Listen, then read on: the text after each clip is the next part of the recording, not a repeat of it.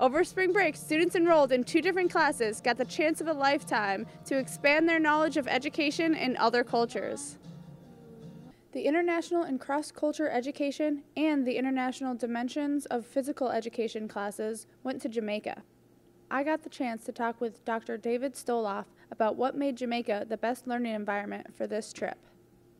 Easton has had a long experience in Jamaica.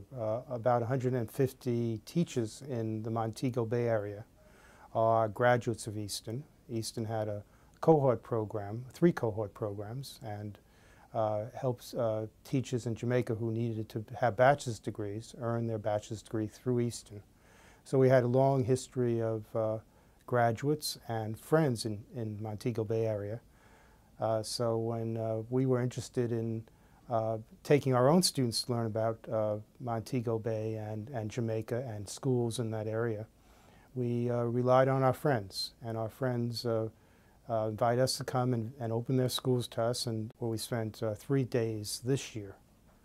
So the 18 students and Dr. Robert and I went to Bethel Primary and Junior High School, where our students spent a great deal of time getting to know the teachers and the students and learning about the curriculum and learning about Jamaica. These classes are not only open to education majors. Students with many different majors went on this trip. Some students even got the opportunity to evolve their skill while in Jamaica. I talked with music major Jessie Johnson about how she did just that. I'm a music major, but specifically studying ethnomusicology, which is a branch of the music study focusing in world cultures and analyzing them through music. So it's kind of like a love child between anthropology and musicology.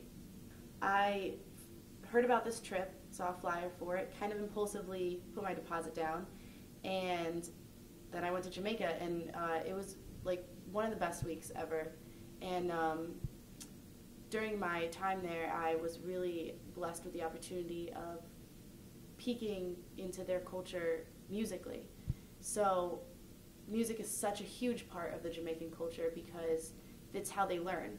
So in the classroom, there's all sorts of songs that are ranging from mathematics to science to they're tired, so they're going to get up and wiggle their bodies around, or you know, things like that. And there was a really special class actually that I got to see part of, which was one of the teachers was actually teaching her little 3rd graders about cultures. And it was really cool because they sang all sorts of cultural songs and celebrating Jamaican culture. So their language is Patois, so that a lot of their songs that they sang for me were in Patois, which was kind of unique because a lot of the times when you talk to the children, they sang popular songs that you hear every day on the radio too.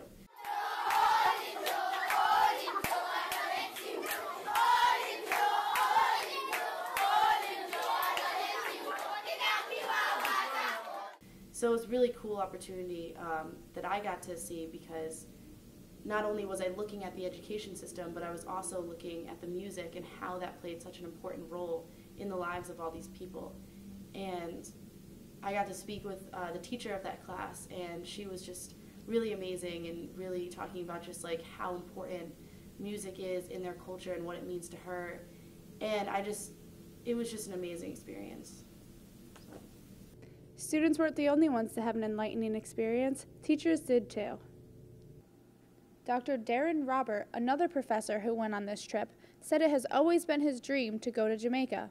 I talked to him about some of the exciting things he got to experience.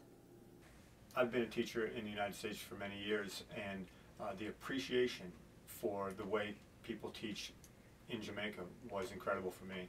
To have 35 students in a small classroom where it's extremely hot, children crowded in small, uncomfortable desks, sharing books, sharing writing utensils, and the amount of activity that was going on, these teachers were effective.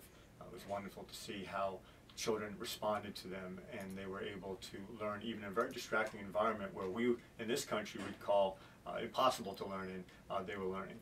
And the stakes are very high in Jamaica to learn the content and to do it well. Kimberly DePolis talked to me about an eye-opening experience she had with a little boy in Jamaica. Leonardo was his name, and he looked at me and he said, "Your skin is white." And I said, "Yes." And he said, "Can I touch it?"